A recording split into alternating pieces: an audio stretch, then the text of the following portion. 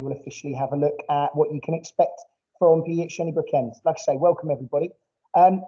So the first thing to have a look at is, what do we offer? So why come to Shenybrook End to study PE as opposed to anywhere else? Now, we're not precious in competition. We think that we run a really, really good PE offer. We think that there's variety. There is a little less practical than you will have had when doing qualifications at Key Stage 4. So it is predominantly run in the classroom, but there are units which lend themselves perfectly to doing some practical elements as well.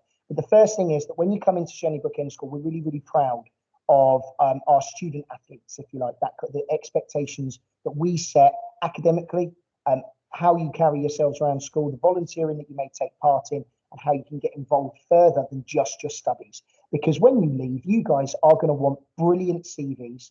You're going to want an amazing opportunity to go to some great universities or apprenticeships, and you're going to want to have everything that you need on your application for those things as well. So the things that you can expect from Shenybrook End School are very simple. We want to give you happy, memorable experiences. All of our teaching and learning is guided to be true to life. So where there will be some opportunities to do coursework, we try to make sure that you have the opportunity to apply these things and put them into practical circumstances. Circumstances which will allow you to understand the content better, but also will allow you to go back and reflect when you're moving off to your next destinations and say, oh yeah, I really remember that bit of learning because we did this, we did X, we did Y, we did Z. I'll talk to you a little bit more about what those memorable experiences might look like in terms of the units, but it's really important that you guys come away with a positive memory of your sixth form experience and not just the grades on a paper. Now, in order to do that and to fit everything into what is a relatively tight schedule, we do have high standards. That's high standards of uniform and kit, high standards of attendance, making sure that everybody gets to every learning opportunity that they have. We have standards in terms of you guys being able to do independent learning as well, and you'll hear that word quite a lot, independent learning. The difficulty and sometimes the jump that you have from year 11 into year 12 is that everything at Key Stage 3 and 4 is given to you, okay? A lot of it is guided on, you have to be here, you have to complete this task, you have to do this bit of revision, you have to do this assessment. And then, you know, you go then very much to an area where you're expected to do some wider reading. We will give you the opportunity to use our resources, we will teach you, we will provide you with places to go. But if you don't do that wider reading, if you don't set those standards for yourself that you are going to use your free periods wisely, and then look around and research around subjects, and then you're not going to be able essentially to give the very best that you will be able to give to a piece of coursework or an assessment or task. And ultimately our aim here is to guide you. It's not to beat you down with detentions and make sure you come for catch-ups and things like that. It is very much to mentor you through this process. And we do that a lot easier on a one-to-one basis. But we expect you guys to be doing things. Equally, we expect you to contribute wider than just your lessons in order to get those things on the CV. It's massively important that you guys are in a position where you can volunteer to be a lead or an assistant coach or an official for some of the sporting activities that we run. It's important to build your confidence, but it's also important to make sure that you have that wider contribution and you understand in the world of work that going above and beyond when you're employed is going to be the thing that is going to allow you to progress up to the higher echelons of careers. What you can expect from us is high quality teaching. So we have the team that we have teaching at Key Stage 5 has been the same team at school for the past 4 years. So myself, if you guys are people that have been in the school, it's myself, it's Mr. Southwell, it's Mrs. Napper, and it's Mrs. Green. And we have all been teaching this now for a number of years. We tend to stick to the same units so that every year we can build on what we've done previously. We can look at new learnings. We can look at new opportunities. For example, it may have been that in previous years we've used the last Olympic Games as really good examples. But now we can freshen it up every single year, having taught it for a long time, with examples from this year's Olympics or from the Euros, etc., etc. So you will have experienced teaching staff, and you will have people who are ready to help you in the finer details of those pieces of coursework, how to push yourself from a pass to a merit, and hopefully from a merit to a distinction. And we have an academy focus here. Now, for the past 4 or 5 years, we have prided ourselves on being a Sports Leaders UK Leadership Academy. And in that, we run level 1, level 2. Many of you have done that, but also the level 3 Sports Leaders Award, which can help you towards university. It has UCAS points. It's a very weighty piece of work. But we provide those volunteering opportunities, and they're high quality opportunities. They're opportunities where you guys can take the reins and really develop your own practice as a coach, as an official, as a volunteer, as an administrator, and things like that. But we're also really pleased now to have some expert coaches on board to develop our sporting academies. Our netball academy has been run by our coach Philippa Morell now for a number of years, and she has really upped the game with regards to adding a practical and competition focus to the academic side of things that we run here as well. And we also have a basketball academy. I know some of you are here for specifically for those 2 academies. And I've just met with Coach Billy as well, who is able to come in and bring a breadth of experience and being able to develop this further. So the opportunities for PE at Shenley Brook End School are endless at the minute. And I hope you guys are excited that you may be part of it from September onwards. So just looking a little bit more focused at what the qualification itself looks like, we have single and double PE. Single PE is the core units which make up what we call the extended certificate in sport. And those units, they amount to 1 A level. So it's one of your option blocks, and it is the exact equivalent to 1 A level. Everybody, regardless of whether you're a single or double student, will be in these lessons together, and all of the units transfer across. So the 4 units that you do in single PE, if you're going to be a double student, you will then bolt on in your double time other units to support that, but these are the major units that everybody will take part in. So the way it's structured is that there are 9 lessons per fortnight. So they're hour lessons. It's a new timetable here. We used to have 50 minutes. We're going up to an hour. So you'll get 9 a fortnight. And predominantly, that is split across 2 teachers who will run units concurrently. So you will have 1 teacher that you'll see maybe for 4 lessons and 1 teacher you will see for 5 lessons a fortnight. And each will run a different unit. So you will have a variety of things going on. There is one for the double students. There is one occasion where we have just Mr. Southwell teaching that class for all 9. So you will get to know him really well, but that's great because he is an awesome teacher, and he will have the opportunity to take you unit by unit. So again, there's variety in there. We expect you guys to come in a PE uniform, and I will get up on the screen a link to the website so that you guys will be able to see that and even start making your purchases if you know that you are somebody who will be coming here. And that PE uniform, the basic PE uniform, is something that we want you guys to be representing sport at Shenley Brook End School. It's a white polo top, and then it's a selection of sort of named tracksuit bottoms or leggings or shorts that you can wear. We allow you guys to get that personalised, so you can get we call it a cipher, but it's essentially your initials, and we get that on the back. We can get your surnames on the back and things like that. And students wear that with pride. It's really, really good that we've got that uniform. We, as a sixth form, understand that sporty people find it difficult to walk around all day in their formal gear. We understand that. I wear PE kit every single day because it's comfortable, and it's because I like to move a little bit more than maybe some other teachers.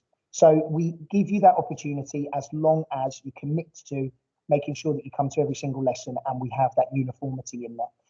For those of you that are doing single in particular, have other subjects and actually don't like the idea of wearing that every day, you actually quite want to look formal sometimes, then we say that on days where you don't have PE, you don't have to wear that PE uniform, but you do have to adhere to the wider sixth form dress code at that point in time. Basketball and netball academy, you guys have some further options if you're within that particular group, and that's set aside as 5 dimensions trust kit, and that'll be kit that's offered to you within those academy slots. So Philippa and Coach Billy will be there to offer you the opportunities to get some more. And we're happy for you to mix and wear those in PE lessons if you want to, because you're still representing that same sport focus. Okay, so some other things that we offer as well. Obviously, we talk about being an official, a manager, a coach. We want people to come in with the mindset that they are going to get the ball rolling on that. And don't worry, we're not going to throw you into the lions as such. We're not going to say straight away, right, with no support, you're going to take a team for year 8 or something like that. You'll be there with a member of staff at training. You'll be there with a member of staff at any fixtures, And you will be able to gradually build into that if that's the way you want to go. Some of you might want to take something from the start. And again, that teacher will be there, but they will be happy to let you take the reins on that one and only step in if they feel as though there are some development tools for you guys to be able to use. We offer masterclass sessions. Now, these are after school sessions for those that are finding it tricky to get coursework done, maybe those that are finding it hard to manage their time. And as we have a new progress leader now at sixth form, which is new for next year, they will link very, very strongly with them. So it might be that they set aside some time to say, right, okay, well, you're behind, we can see progress you're struggling a little bit with. There are sessions after school that we will work around practices for academies and things like that for you guys to be able to come along and access those. This course is made up of one exam unit. Okay, so that is a written SAT exam for Unit 1, Anatomy and Physiology. There's one set task and that happens in Year 13, where you are given a scenario, because that's fitness programming. You're given a client, basically, and it's the same questions every single year, but the client changes. So you'll be given an opportunity to write notes about that client, take those notes into your exam, and then you'll sit that exam where you write out essentially a fitness program for those people. And there's 2 units, which are coursework units. It means they're internally assessed, but there is, for each of them, there is a practical element to them as well. And of course, we like to just go a little bit further and a little bit wider. There are opportunities to play fixtures in a number of sports. It's not just the academies. We do regularly get students coming in and playing in rugby tournaments, in girls and boys football tournaments, in tennis tournaments, lots of others that you can do as well.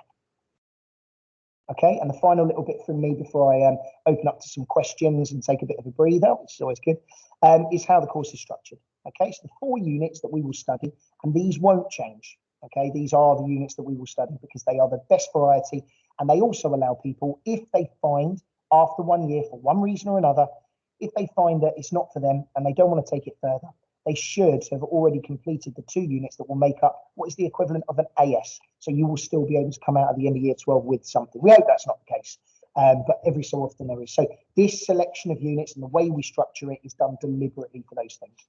So you've got there anatomy and physiology. So that's the yellow bar. So you do that all the way through Year 12. So that's the first exam that you will sit. We get that one out of the way nice and early. It offers us the opportunity to do some resits as well in Year 13, which is good if you don't quite make the grade that you want and need to for Year 12 summer exams.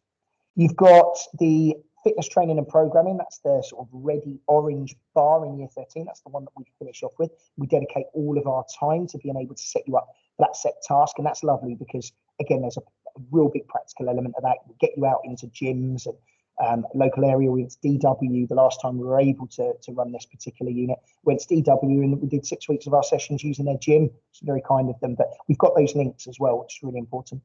You've got practical sports performance in there that also runs alongside, and that is, for the first part, almost solely practical. So, 3 out of your 4 lessons on that will be practical. We'll be looking at developing those skills in isolated practices, in gameplay situations. And if you do sports outside of school, which most of you do, we will give you the opportunity to be assessed in those sports as well. We would just need to see some footage and be able to get some testimonials from your coaches. So don't worry if we maybe run all of it through basketball and badminton, which we've done before, or netball and badminton.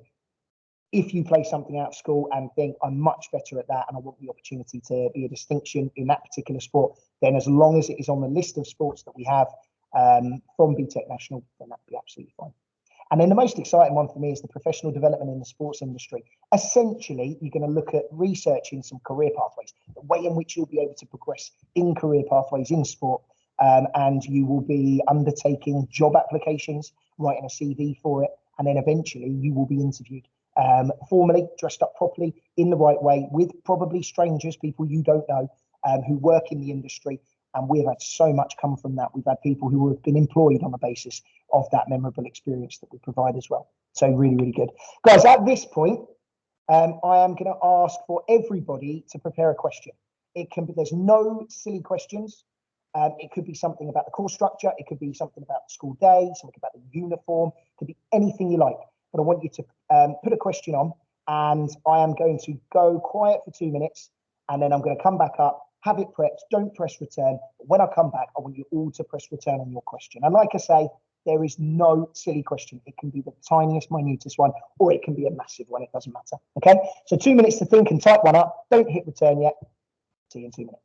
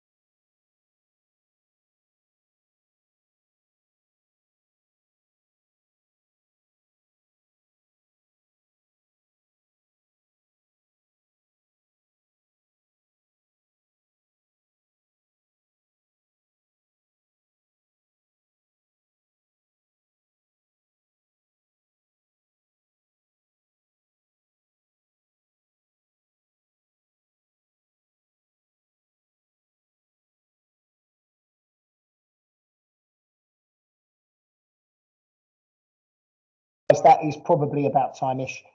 So get yourselves ready. You should have the question typed and hit return now. Let's see what we come up with. Lovely. Let's get them coming through.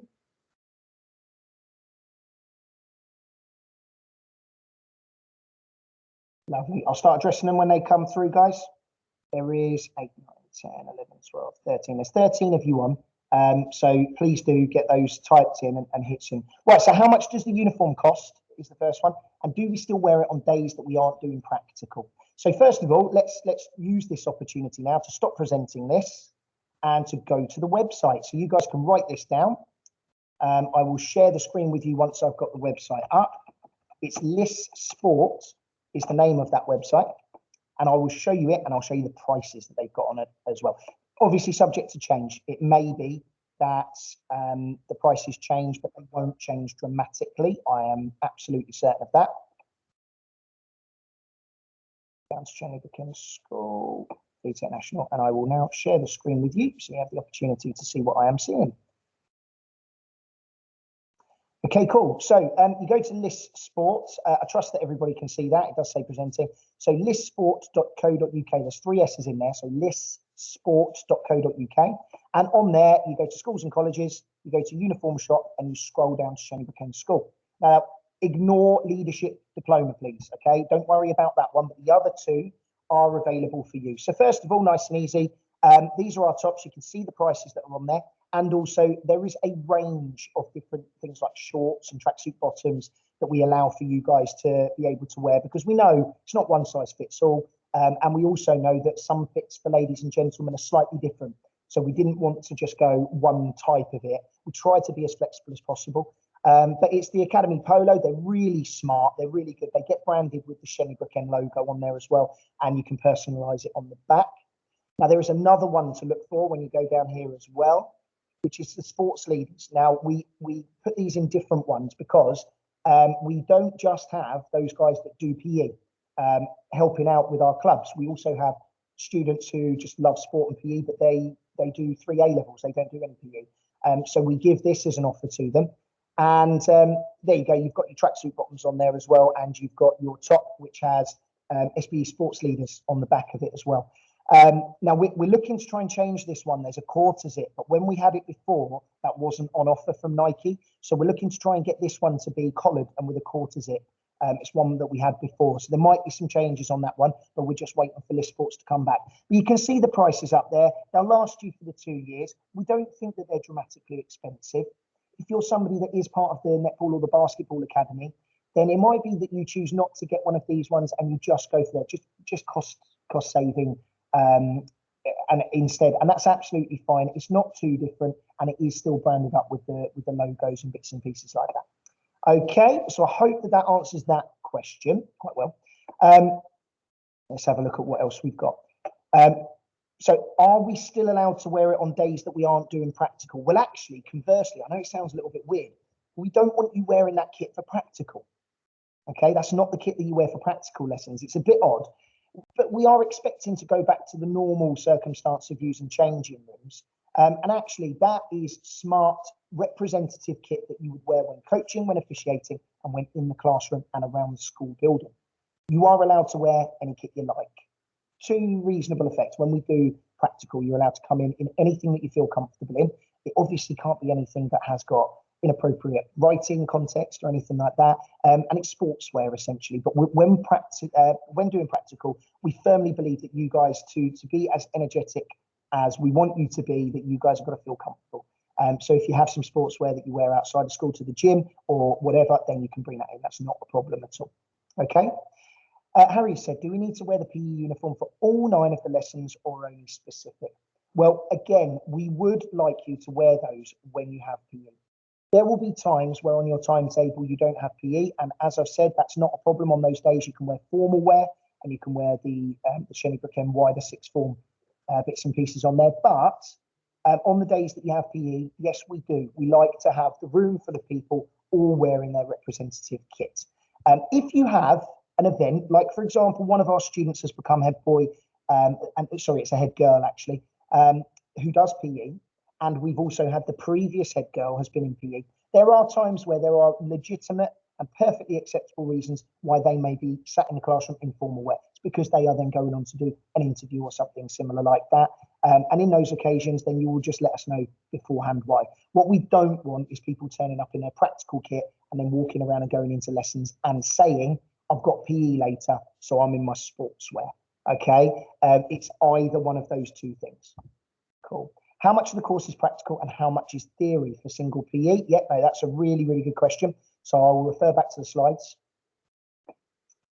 I'll flick forward to this one because that was the one that gave that information. Okay, so fitness training and programming, around half of that course over the course of year 13 will be practical in the learning stage of it. When you get towards the end of year 13, there is an element of revising and getting ready for exam.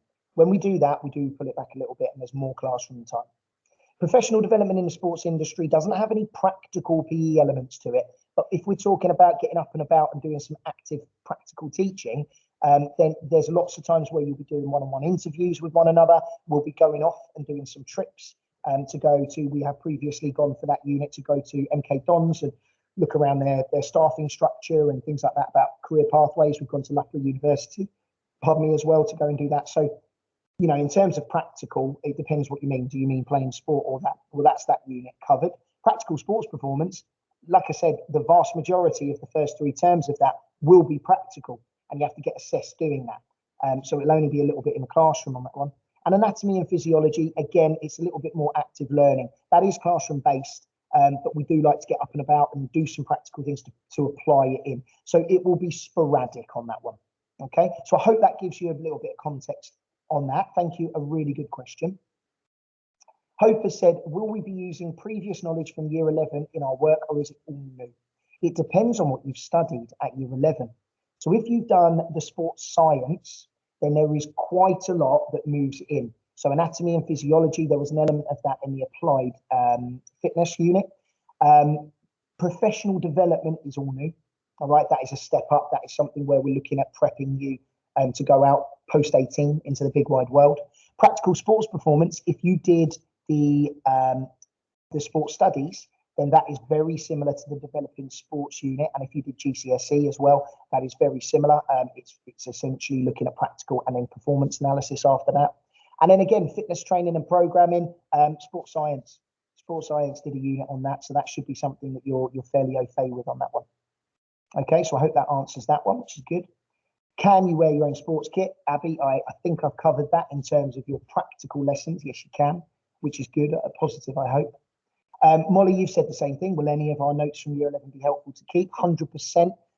Keep your coursework just backed up, because you'll be able to even copy and paste some of it over, hopefully, to give you a start. But what I would say is the difference in depth and content from doing either GCSE, any coursework that was there for those that aren't Shenley students, but from sports studies and sports science, there is a definite step up in depth, just paragraph to paragraph, on what you guys need to apply. You need to apply lots and lots of sporting examples to everything you do, and you go in depth with that. So the knowledge and content itself, you know, there is only a finite amount that you can write or present on in that instance. But what's going to allow you to push on towards a merit and distinction is about your application to wider sporting examples. This year in particular, we've gone really quite wide and not stuck to the major sports of football. You kind of give one on football, on netball, or on basketball. But we look at applying it in things like darts, things like ice hockey, things like rowing, things like javelin. And what we do is we do that in particular so that you guys are able to demonstrate that you can apply the knowledge you've learned across different and unfamiliar sports. It gives you a wider knowledge base if you're going to go on to do this at university. But what it does is it allows us to really confidently say, we know they understand that because they can apply it across different things. Lovely. And that's it, I think, for questions so far, which is brilliant. Guys, you know, do feel free to add in any questions that you've got afterwards. Now, I have talked for quite a while and the time has really ticked on by. And I know that you guys have got another, can somebody just put in the chat, when is your next session starting? I think it's 11:50 or 11:55, is that right? It might be a little bit late. Hopefully it is. We can get through a task. Is anybody able to pop that in the chat? 12:05. Lovely. Thank you, Emily. That's good. Get the opportunity to do a little bit of learning, which is quite good. Okay, cool. So we're going to just go on to this slide here, which is introducing you to anatomy and physiology. Now, there are some body systems, okay, some body systems, collective names for body systems. We study 5 of them. I would like you guys to decide which 5, and if you've looked at the specification or the transition task, you know, get that out of the way so if you can use your memory, or if you haven't looked at those things, just think, which body systems do you think in particular are the most important 5 to learn about in terms of our anatomy and physiology, which is the way our body works and the way that it moves? Pop it in the chat now. Which body systems? Particularly like to hear from people that haven't maybe contributed a question yet or anything. Which body systems? I'm going to give you one to get started, just in case you're not sure where I'm going with this one. Molly got it straight away. So the skeletal system is your skeleton, basically, okay? So the skeletal system is one of them. Esther's gone for muscles, the muscular system. Well done, okay? So we're going to be learning about the framework of the body, the bones, some depth. We're going to be looking at what goes on top of that and helps us to move, which is the muscular system, a very complex system. And also we may look at things like, well done, Molly, the cardiovascular system, which is how blood pumps around our body and what it contains in order to allow us, our muscles to work and to move and things like that as well. There's 2 more that we'll look at. Anybody, any ideas? I mean, there are some systems that we don't study at this level, which is things like the digestive system and how that contributes us being able to move, the endocrine system as well, which is the release of hormones and glands and nodes and things like that, which we don't look at. But yeah, well, look at that. You guys are going to be absolute superstars. The respiratory system works hand in hand with the cardiovascular system. It's about how we get air into our bodies and how we expel air as well, and what it contains and how it can help or hinder our body.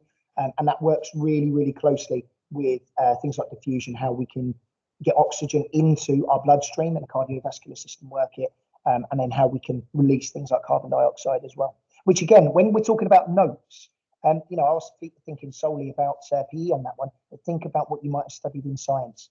It will very much help you. So do keep those revision guides that you've been using, do keep any notes that you've made, even any exam questions, because they will all help you in terms of wider reading. And finally, yeah, Molly said the energy system.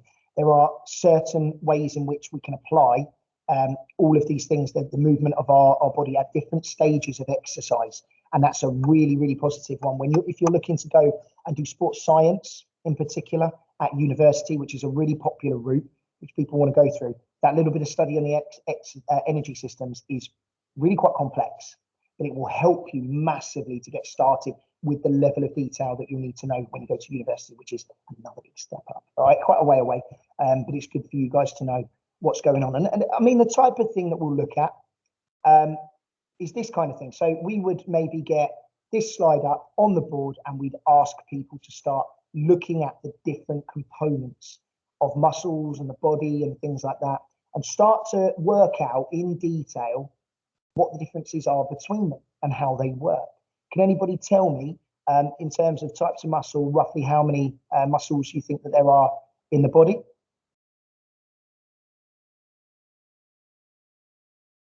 Hazard a guess if you're not sure. We're talking tens, or we talking hundreds? What do we reckon? Molly's gone for 650. There's some furious Googling going on, I would imagine, in the background. It's always hard to know when we're here, but it's always nice when people come up with some good examples. There we go. There is approximately 640 muscles in the body, and they've all got really complex Latin names. We do group them, so there is you don't have to learn 640 muscles, do not fret. But there is groups of muscles which you guys will need to learn and understand. It's the major muscles that allow our body to move, those that we use for powerful sport and movements and performances. And you guys, yes, you will need to know them off by heart and be able to recite them and be able to use them within your answers for the exam on that one. Okay, there, you know, we can group them in here, and we would start to talk about 3 different types of muscles. You could see in the background there what they look like, because they all have different, if you were to look through a microscope, they all have different properties of how they look. Cardiac muscles, for example, are involuntary. You can't do anything about that. Where I'm waving my hands around here, okay, they're voluntary muscles. We call them skeletal muscles. The muscles where we consciously think about what we do. I have to think about it. You know, it's not where I actually go, right, brain, move fingers to head, so I point at cranium. It's not like that. It's conscious. You know what you want to do and you're moving in deliberate ways. And they're the ones that we really focus on, because they're the ones which you can train really effectively in order to provide better coordinated movement in your sporting activities. But if you go to cardiac muscle, you really need to train your cardiac muscle, because that's the one that beats, okay? They're found in the walls of the heart, and they're the ones that allow for blood to get to the right places at the right time in order to feed the skeletal muscles their energy. Okay, so we'll start to look at things like that. We'll start to go quite in depth, and we like to have some fun and games. We do use things like Kahoots quite a lot, some quiz. We call it low stakes retrieval teaching methodology. So it's the opportunity for you guys to learn something, but then actually get engaged in a little bit of competition or something like that, to be able to recall information. I'm going to start getting rid of some of these, and I want to see if people can put in the chat the correct and appropriate name for the muscles that are being demonstrated on here. Now, ordinarily in a lesson, we get you guys to uncover them with some questions and stuff like that. But let's have it in there. Which ones do you think we're going for here? There's some training methods on there for them. I'll give you a big clue. Okay, so yes, Sam's kind of got there, which is bicep, but actually we talked about Latin names. Is there any way we can go a little bit further with bicep? Anybody know the correct anatomical Latin names for the bicep? I mean, biceps in it, not gonna lie. No, okay, well that's one to come up with and do some Googling and research for. What about this one? Let's see if you guys can identify these ones. Biceps brachii, lovely, well done, Molly.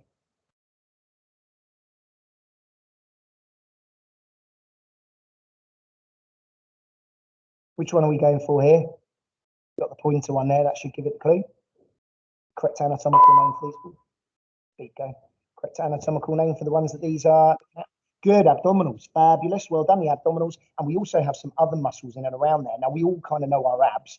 A lot of people like to work those ones. But actually, when we're talking about the muscles in there, there are also some other muscles, okay, like the internal and external obliques.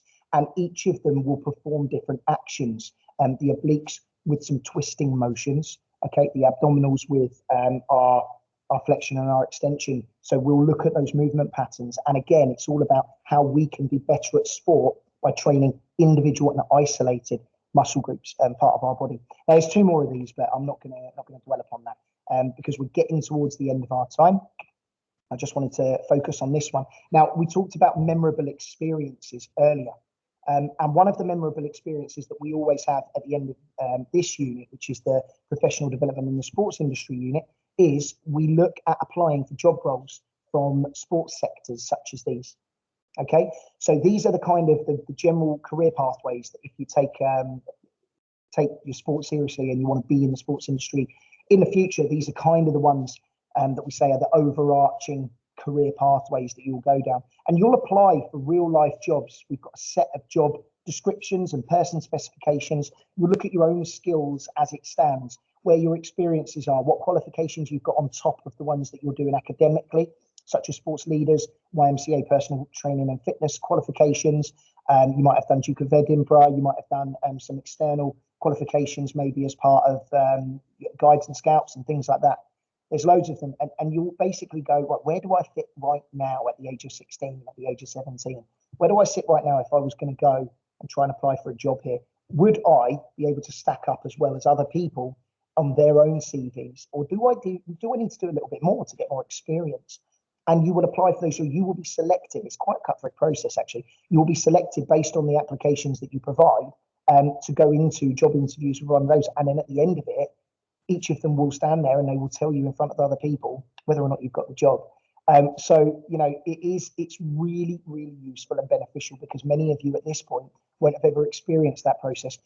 But when you leave school, it's all about those processes, interviews to get into apprenticeships, interviews to get into different places you want to go to university, or straight into the world of work. And we like to try to make things true to life as possible for you guys on that. In addition, memorable experiences from some of the other ones are kind of standout teaching and learning opportunities that we have. In fitness training and programming, you actually get the opportunity to create a fitness and training program and be a fitness personal trainer instructor to members of staff at Shenny End School and at the Hazley Academy. Now, that's not a lie, that has happened in the past. So we open it up and we say, look, does anybody want any free personal training sessions for 6 weeks run by our students? And we always have members of staff that want to come and use our fitness suite, and they want to get a little bit fitter and healthier, and there might even be some opportunity to do some learning about nutrition, psychology of sport in that as well. And you will actually work with that member of staff to build a program for you. And that is completely true to life to what you will then do, that they will form your client, if you like, in the exam. So it gives you brilliant opportunity to understand actually the good and the bad about these fitness programs, where they go right, where they go wrong. Anatomy and physiology, we always make sure that we dissect stuff. So we get ourselves into the gym and into the science labs, and we get in and we look inside hearts, and we look inside muscles, we look at joints, get some chicken wings in and things like that, and have a look at how those things work. That's, what I can say is that we do make sure that we provide those memorable experiences where you can go, what, that was actually really good fun, but I learned a lot out of it. And that's where I'm going to leave you, because I think that's the most important thing, is that you guys know you're coming to Shenny End School not only to learn, but to have some enjoyable experiences and have some fun. Guys, I'm going to stick around. I know some of you are going now, some of you are staying for the double bit. Same sort of thing for the double bit, but we'll obviously focus on the units in that one so that you know what's coming up. But any questions in the meantime, please do pop them in the chat and I will answer them before you have to go to another one. Thanks very much.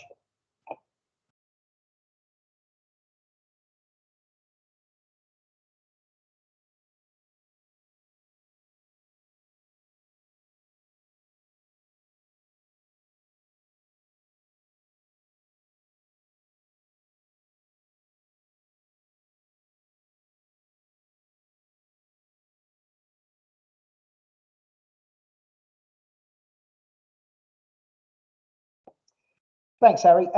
So the academy kit will be for students who are selected for either of those two academies. And no, you can use it. There will be more of an option to maybe get some kit for the academies that you would use for the practices. However, for the practical that we do in PE, it's a little bit separate. So Coach Billy wouldn't be coming very often into lessons. He focuses very, very simply on the academy, and the same with Philippa. They help out every now and then. But for my practical lessons and our practical lessons in PE, it would be, if you wanted to wear the academy kit, if you're part of that, great. But if not, you can wear whatever you choose. Okay. So the red tee, I think what you were looking at there, Esther, was this here. Now that's actually it's like a mid layer. It's like a little bit like a jumper. Actually, you can't see that, can you? Let me stop presenting that and share my screen. Let's go dismiss that. Let's go share my actual screen instead. Okay, so this one here. So guys, you have the opportunity to buy this one, but this one will change. The red one will just be a different option. Hopefully in September, a slightly better one, slightly step up from that one. Should be the same sort of price. But if you are a single or double PE student, we would be expecting you to get these pieces of equipment, as well as the BTEC National one, the white one that's on there as well, Esther. I hope that makes sense. If I can just go on to this one and this one here. Okay, so those are the compulsory ones. You choose from the shorts or the tracksuit bottoms. That's up to you. But the compulsory purchases are going to be either shorts or tracksuit bottoms from this list, the white top and also the red top that I showed you just before. Does that make sense? Yeah, you don't need to buy it just yet. No, it can be in September. Obviously, what I would do is just double check you're going to be on the course, grades and making sure that it's the right thing for you. If you're dead committed to being here and you're like, yeah, my grades are going to fly me in there, no problem at all, then please feel free to get prepped. But in that first week in September, when we know who's enrolled, we know who's here, we'll be providing you with letters that explain exactly what it is that you need to get.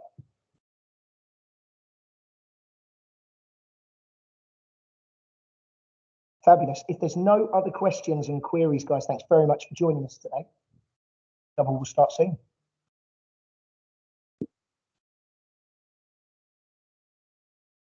So what we normally say is to get into the single, if you can get yourself a merit in whatever PE related qualification that you've done before. So obviously it's very, very good. Well done, guys. It would be in sports science or sports studies, and merit is what we are looking for in terms of your understanding. If it's less than a merit, I want you to not go away from here going, oh my God, I'm not going to get in. Have that conversation with us on enrollment day when that comes out, okay? Have that conversation and explain to us why you still think it would be suitable, etc., etc. I think the biggest thing for us is we want people to, yes, be able to do the coursework, but we also want you to have both an interest and an application for practical as well. We want you guys to be able to come in and go, yeah, I know who I would go and volunteer and coach, but I also know which sports I would be best to be practically assessed in as well. And you don't have to be a superstar. You don't have to be like a county player. Okay. Thanks very much, Emily. Cheers. And you just have to be and be able to do that. No worries. Thank you. Thanks very much, guys. No worries. Thank you, Davina. Thanks. Cheers, guys.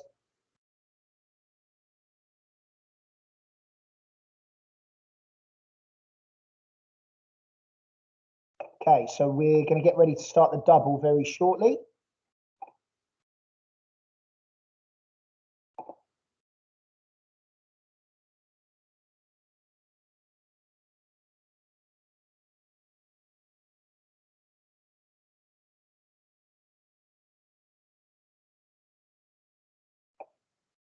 There we go. Right, guys. Okay.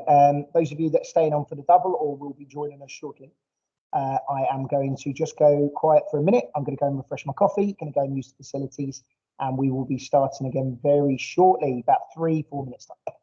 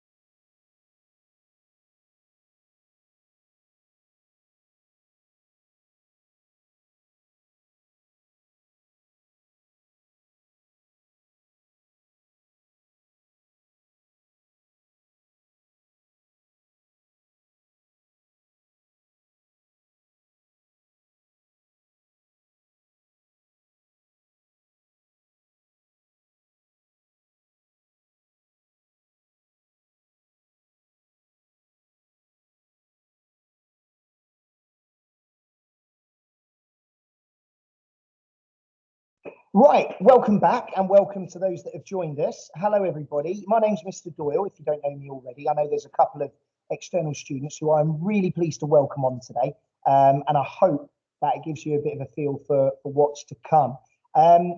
Now, we're going to talk about double PE. For those that have just joined us and weren't on the single one, as a very, very brief recap, I'm going to just hit back to a particular slide so that you guys get an understanding about how all of this works. Very brief for those that have been on, don't worry too much. So I just want to talk to you about how this works. There are 4 units which every single person will study in single time.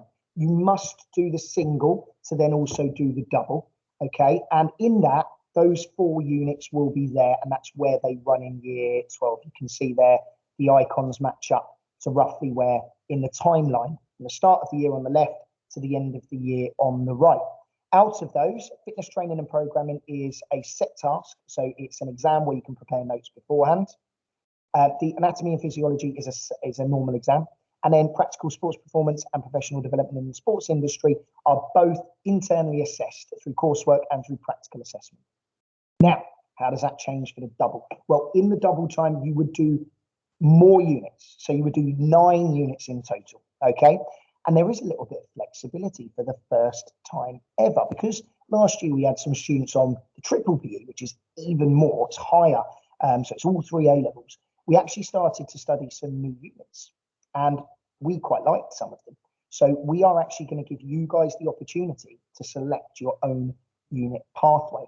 And I am going to be asking you today, I'm quite interested to see what your initial thoughts are. At the start of next year, you will go through proper taster sessions with it, and Mrs. Napper will be going through that with you so that you can make a more informed decision, and it's part of the transition task as well. But it's a good opportunity for you guys to understand what you might be in store for.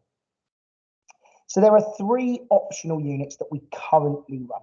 Okay, these are ones which we are able to sort of select from. Actually, sports leadership is not an optional unit. That is one that we have to have on there, quite rightly so as well. We think that's really important. But sports event organisation and sports psychology, we have run as optional units. Sports event organisation is really good because actually you've got to link up with the local sports development organisation, LEAP, and they're the County Sports Partnership. And actually what we do is we prepare an event, and that is to lead the county school games. So we go along as organisers for the county school games, and we build up and we do coursework, which is all related to how it would work, how we can manage our time. And it's really good. It's positive because it allows you an event management kind of guide. So understand a little bit about how to manage projects, how to ensure timelines and deadlines are met and adhered to, how you can work with external organisations to get things like, really cool T-shirts and maybe get some equipment and caterers in for a big event that you're going to run and stuff like that. And the onus is very much on you. So you are the ones that communicate with those external people, which is really cool. And sports psychology is something where in relation to performance, it's massive, it's growing. And in the last 10 to 15 years, there's been a real explosion of understanding as to how the mind works and how you can be affected positively and negatively about sport. I mean, for those people who watch football and looked at the game last night, there was such a real incredible understanding about how England have developed mentally over the last few years. How they've always had really top draw players, big names, great stars who do amazing things for their clubs. But when it comes to coming together and working as a group and a team, it hasn't quite clicked and gelled. And while maybe other countries have been more successful with less big names, they have been able to mesh and gel a lot better. Their team spirit has been better. They work for each other better. And actually that is psychological. And now Gareth Southgate seems to have got it right. But it's across all sports this happens.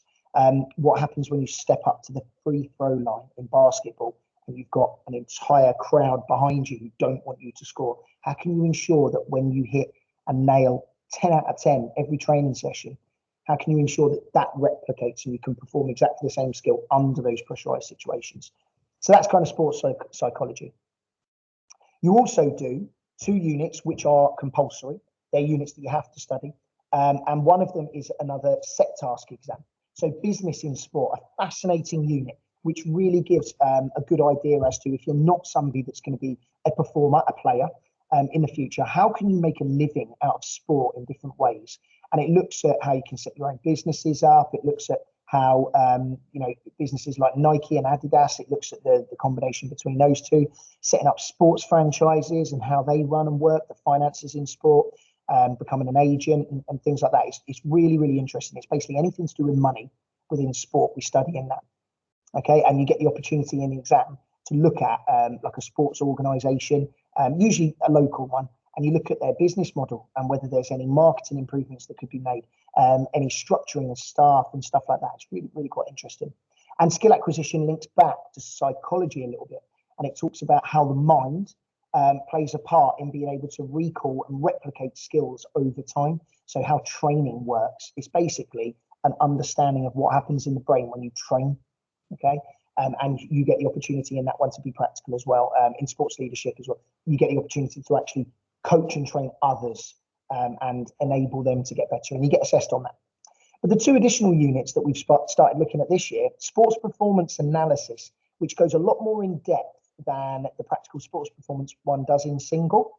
And there is, again, there's a real understanding nowadays that clubs across all sports are employing more and more staff on the data analytics and sports science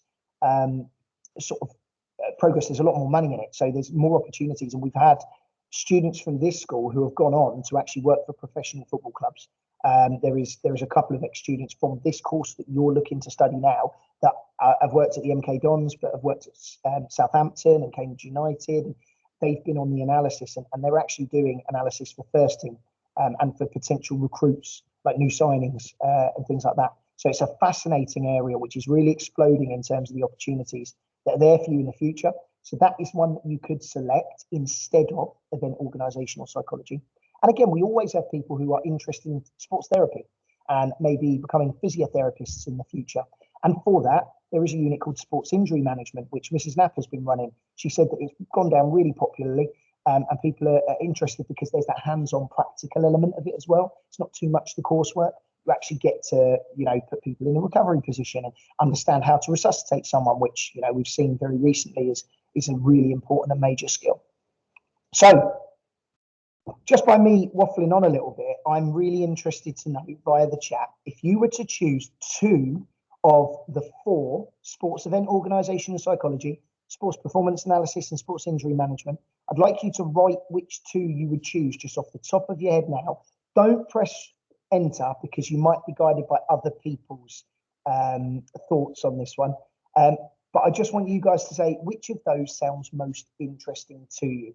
I'm going to go quiet and dark for 2 minutes, and I want you just to type it into the chat without pressing return or pressing send. I'm going to come back and I'm going to say 3, 2, 1, hit send now, and then we're going to see it. And that should hopefully give unbiased. Don't worry if your options are different than others.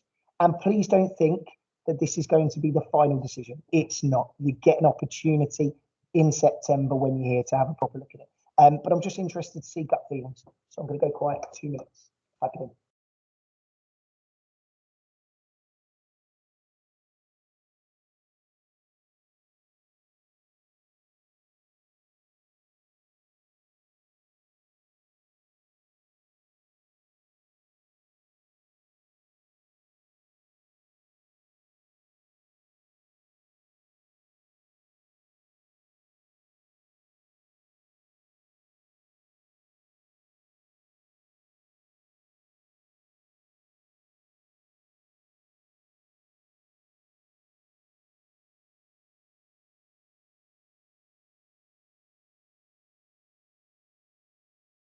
Okay, about a minute left. And just to clarify, all you are doing is you are typing the names of two of these units here out of event organisation, psychology, sports performance analysis, or sports injury management. Okay, just type two of those.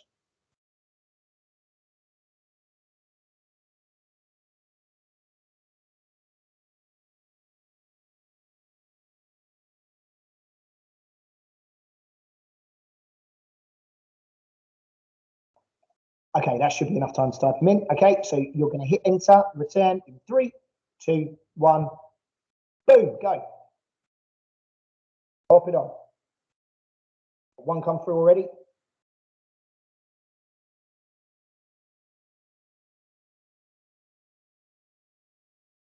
Let's have some more, guys. What are we saying? Lovely, thank you. That's 2 in. A lot of love for event organisation, which is awesome. Love that. Hey, looking good. I'm glad there's a variety there so far. So you've got 2 that are the same and then 1 that's slightly different. That's really, really good. It will depend very much on what you want to do as well, if you've decided what you want to do afterwards, after school. Because, you know, sports psychology is very niche and you do need to have an interest in how the mind works. It might not be for somebody who wants to be more practically minded, but there is a lot of money to be made in the sports psychology industry. There really is, all the way across sectors. For schools, for example, and education, for those at grassroots, but also in performance as well. And if you can understand how the mind works and things like that, then it's really, really good. There's a lot of money to be made there. Event organisation, a lot of love for that. That's great. That's a real good fun one. And injury management in there as well. A lot of people like the thought of going into physiotherapy. You get to work, you know, you get to put yourself out there and say, look, I want to work for professional sports clubs. I want to work for, you know, the Olympic team and things like that.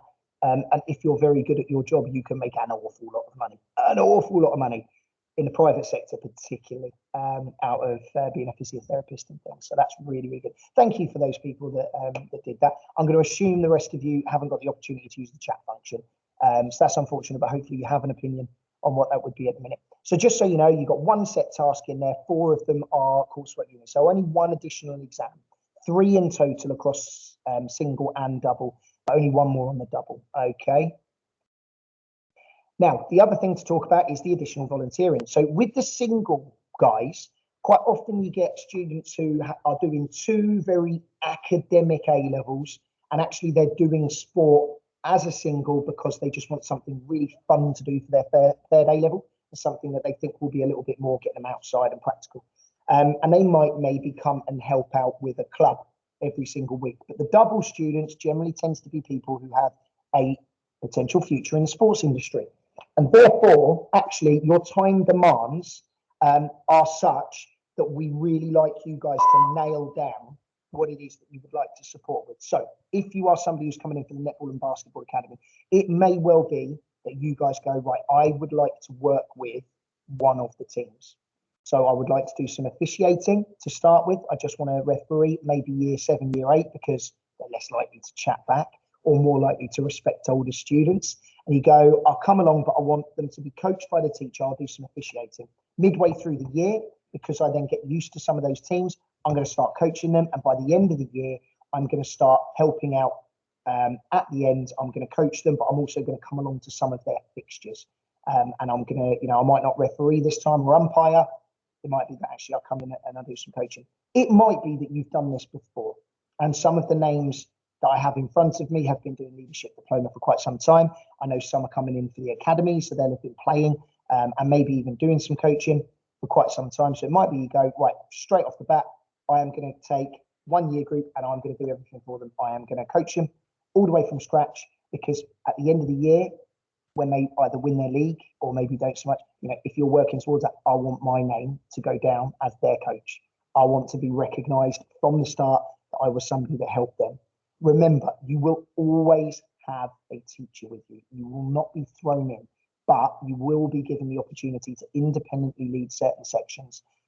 So I would like you to start thinking about preparing yourself for that, because it is quite demanding if you've got lots of coursework to do. 66% of your time is PE, so there will be that element of coursework to do in the evenings. If you're in an academy, there'll be practices and training and games that you need to be involved with as well. But I want you to understand that there is that expectation that at least once a week you guys will help out with that. So think about what that might be. Are you going to be a table official? Are you going to be admin and organising? Are you going to be a coach? Are you going to be taking those fixtures as well? Okay, fabulous. Right, let's look at one of these units then, and let's get you guys thinking about this. Now, if you don't have access to the chat, you know, you can't use it, but I'd like you to get a pad, piece of paper, and I'd like you to think about the answers to these questions, okay? So first of all right, now, Mr. Southwell does get involved in this quite often.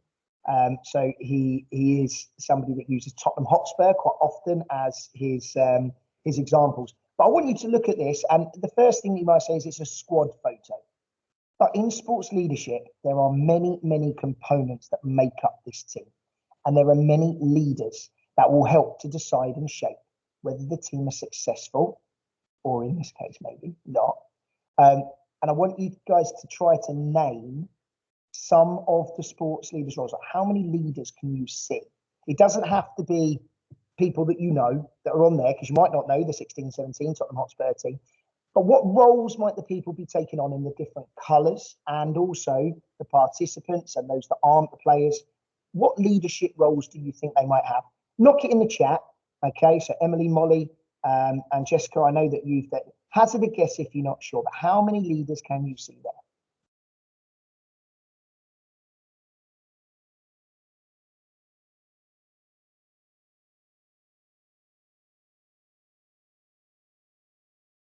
It doesn't have to be a number, just name some of them. What roles would these leaders in the team that are dragging people to success, what roles would they take on?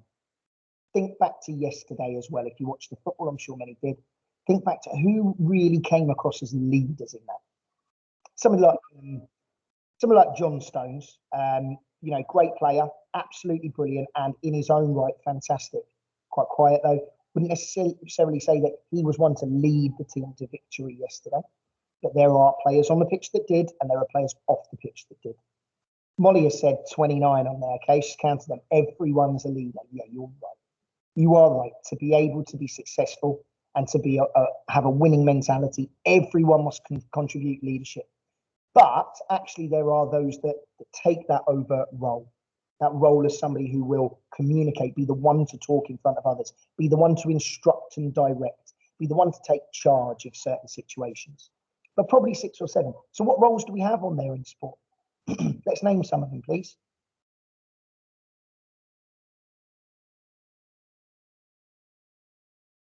Good, well done. So we'll kick off with captain. So actually on the pitch, so I've gone a bit croaky, actually on the pitch, on the court itself, you will have leaders, you will have people that take charge and responsibility on the pitch.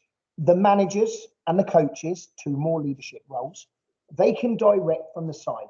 They can try and impact from the side. They can strategize. They can set plans. They can inform training programs.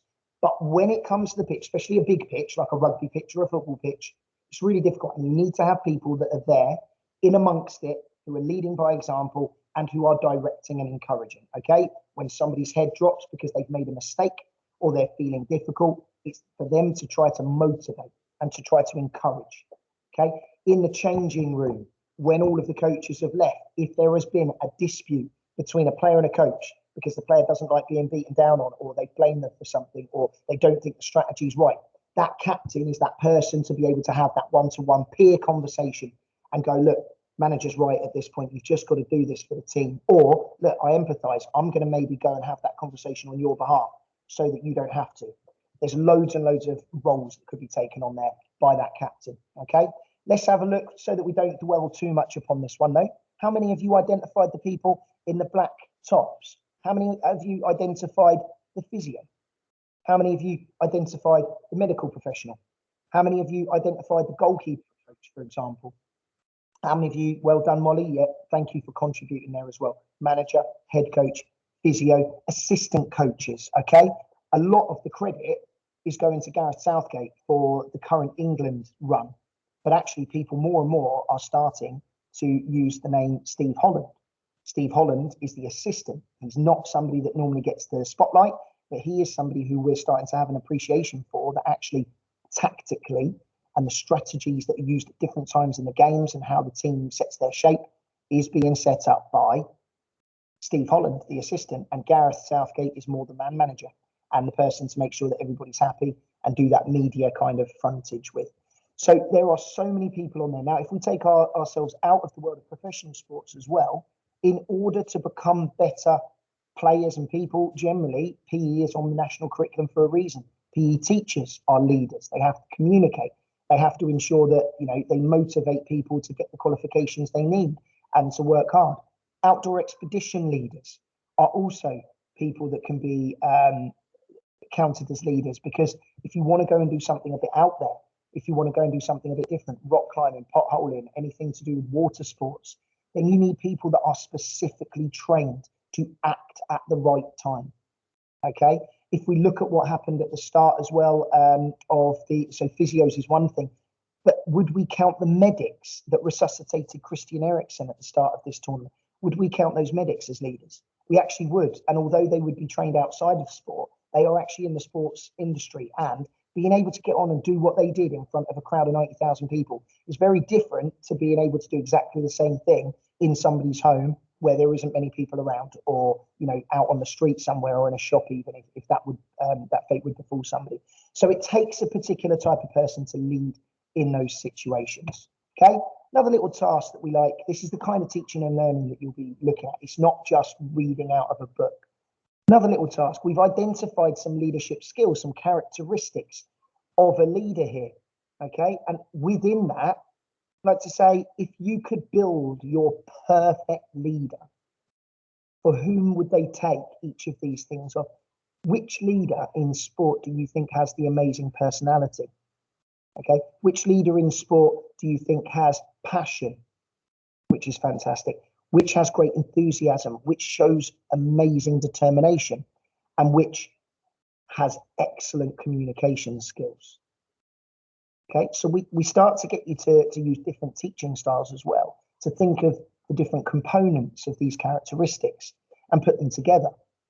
You might have somebody like, I don't know, you might have anybody who has an amazing passion for something, but actually, do they also have the determination and the skills to be able to go alongside with that as well?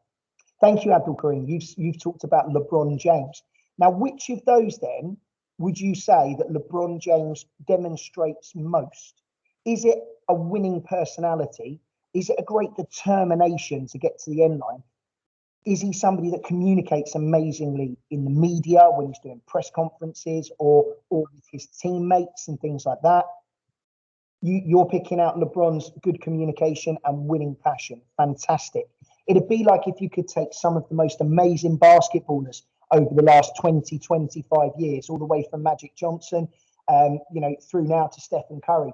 Each of them are going to have different elements of their leadership skills. The reason why they're well known, even to somebody like me, who's not a basketball aficionado, but each of them have different components which make them great, which make them who they are. And it's about looking to draw that out and try and replicate that if you can.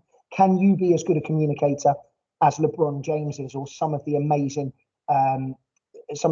managers and head coaches that you've had in those games? Do they demonstrate passion?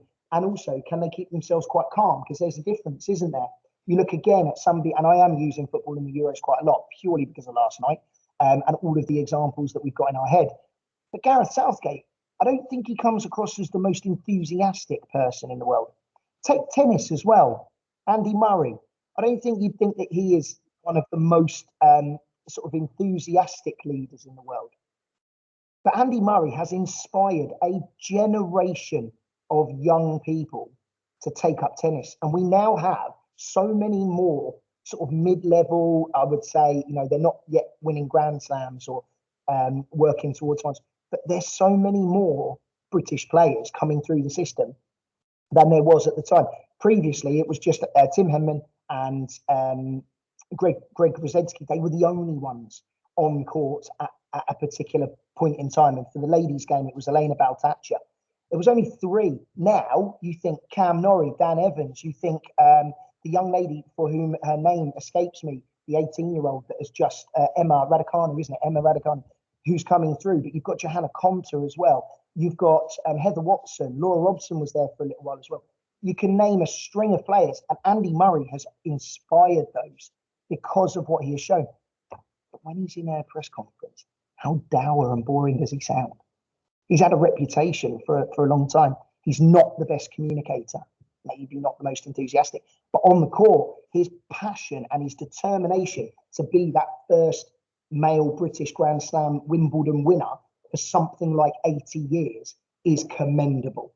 And that's the kind of thing that we want to think about. We want to think about, in leadership, how can you take the skills that you see and how can you use your own confidence and your own personality? How can you build those things to be the very best leader that you can be? And we put that into practice because we give you students from younger years, we give you clubs, and we give you teams to be able to go and try that out. Are you a brilliant communicator? Are you loud?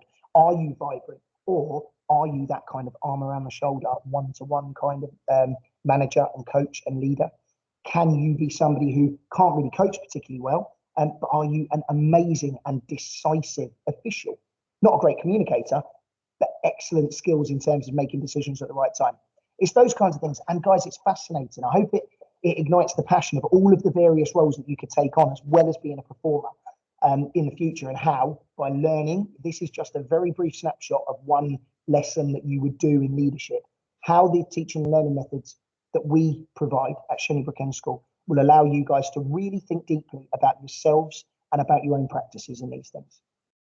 Okay, I've talked for ages now. So what I'm going to do again, I'm going to get you guys to ask some questions. It can be any question. It can be about kit. It can be about the lessons of the day. It can be about the facilities we've got. It can be about the sports teams that we take part in. It can be about the course in the unit. Not a problem at all. But here's my opportunity for us to gasp a little bit, take a little bit of a deep breath and knock some questions into the chat.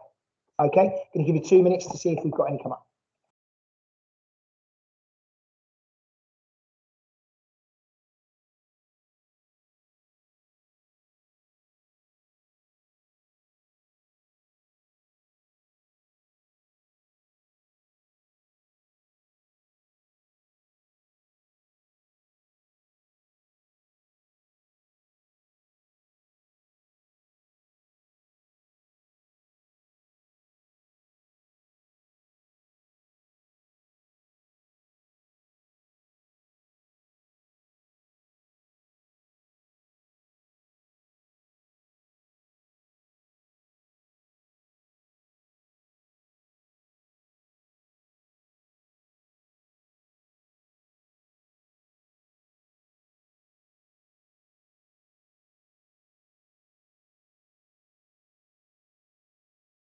Okay, got a really good question, and I'm going to try and explain it as eloquently as possible.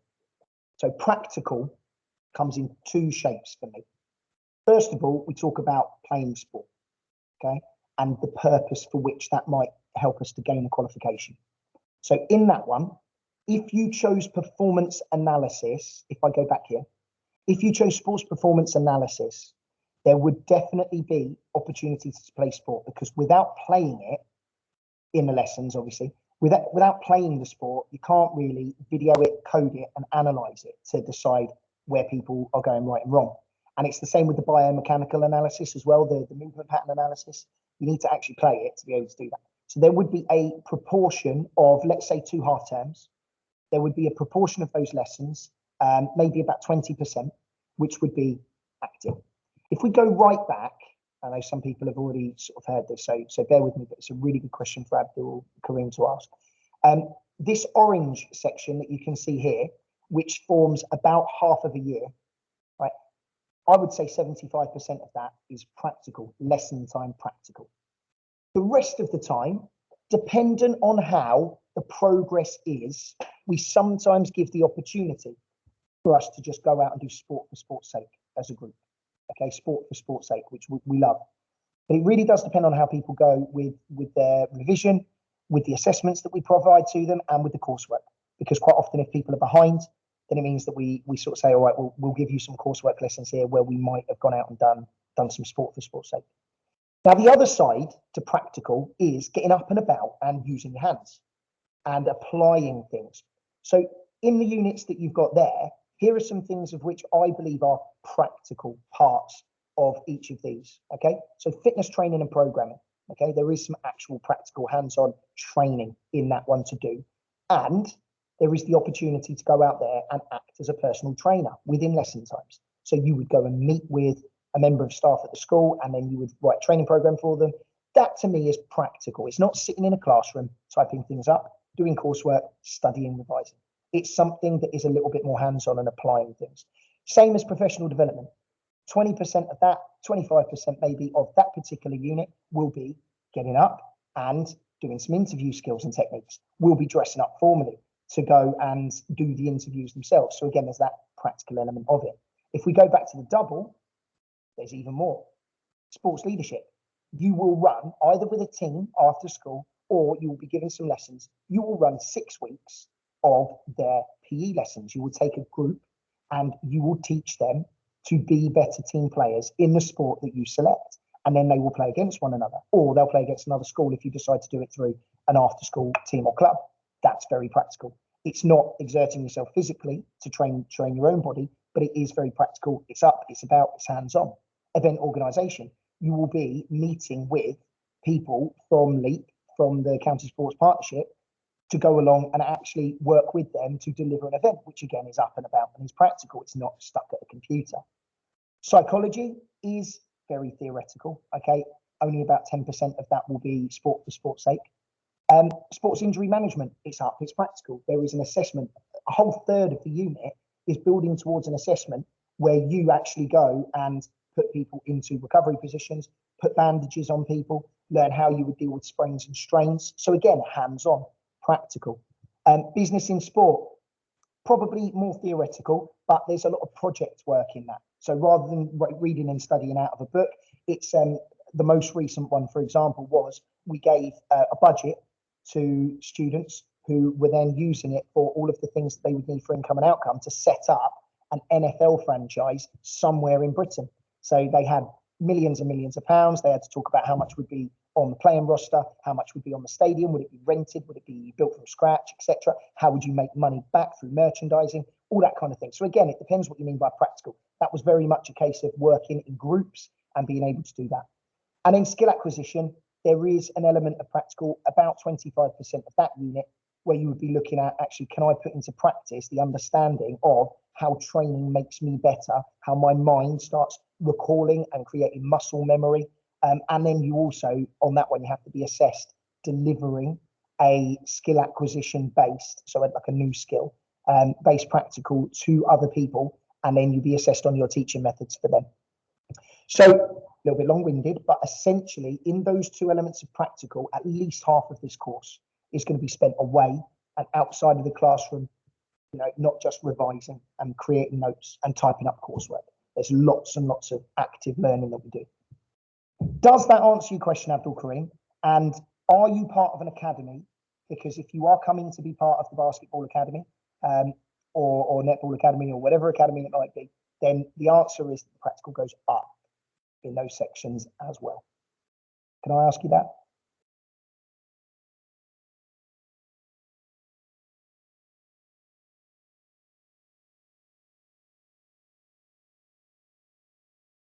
Excellent. So if you're here for Basketball Academy, you will do 50% of the course here, which will be active and practical learning and things. But then the Basketball Academy practices and training is a completely different kettle of fish. And, you know, you will have regular 3-4 times a week strength and conditioning opportunities. And you will also have the practices with Coach Billy and the games that you take part in as well. So there is obviously that element of it as well. So a lot of your week will be active. Okay, which is great. Brilliant question, though. I hope that because that is something that's really important for you guys to understand and know. I hope that was good. There's loads of other tasks on here, guys, all related to, there was some stuff there on sports injury management and things like that. But I think the biggest thing is for you guys to know what you're walking into rather than just for the sake of it, running through a task to make things practical. It's an opportunity for you to ask questions. Come in with your eyes open. The transition tasks, which you guys have all, I understand, been directed to for each of the subjects that you want to do. That's got all of the stuff that you will need to do, to study, to learn in order to get yourself knowledge base to come in and be practical. Yeah, Molly, has anybody spoken to you about these transition tasks just yet? Transition booklets and tasks that is sent out by the sixth form.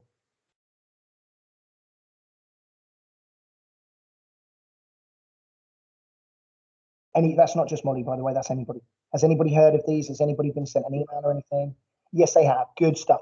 So in that, it's us that have created these, the teachers. Okay, it's not the sixth form team. You've been given tasks by other subjects. Oh, so you've actually been given them directly by the teacher. That's not a problem. We were asked to share them with Mr. Greenhouse, so I assumed that he would be passing them on to you. But I've got a list of everybody that's attended here today. So I will send out that booklet to you via the email that you've logged on to this, okay? And you guys will be provided. It's a full booklet. It explains everything about the course, and it also provides tasks in there for you guys to be able to equip yourself with some knowledge that you will be needed to hit the ground running in September. Okay, so there is some bits and pieces like that. Any other questions for you?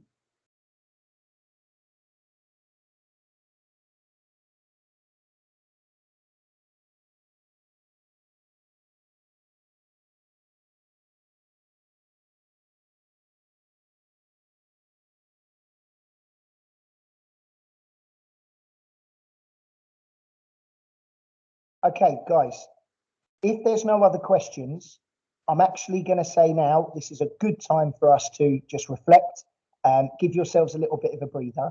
The biggest thing that I want you to come away with today is an understanding that we are a really, really well-established sixth form. We are exceptionally well-established at sport, and sport plays a major, major part in what we do in this school.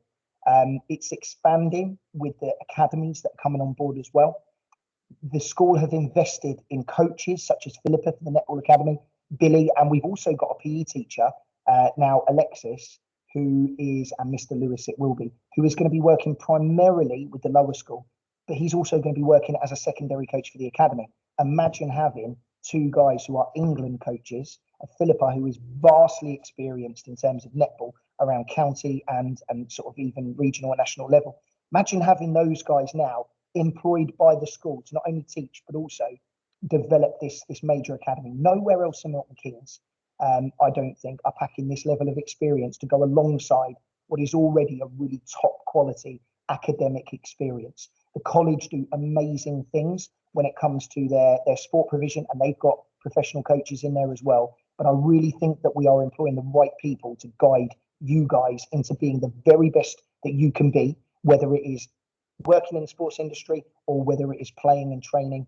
We've really got it right, and I hope that you're as excited about coming along and taking the next step in your academic journeys in September as we are being part of it for you as well.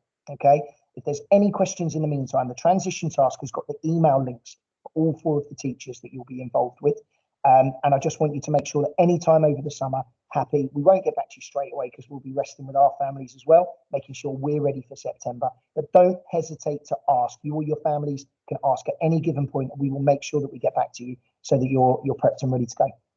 Thanks for joining us today, guys. I hope it's been useful and informative.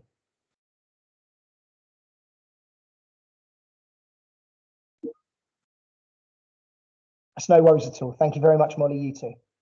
And I do believe it is coming home as well.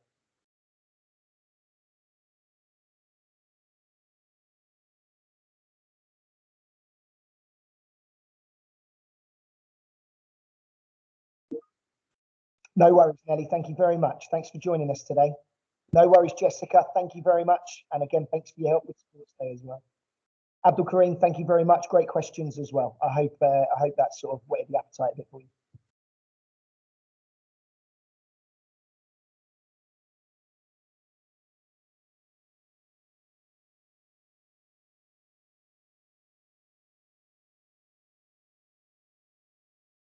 Just you left on now, William. You've joined us for the entire session. I hope it's been informative for you. Did you have any questions before you log off? No, that's fine. No worries at all. All right. Well, thank you very much for joining us, and do take care. Bye.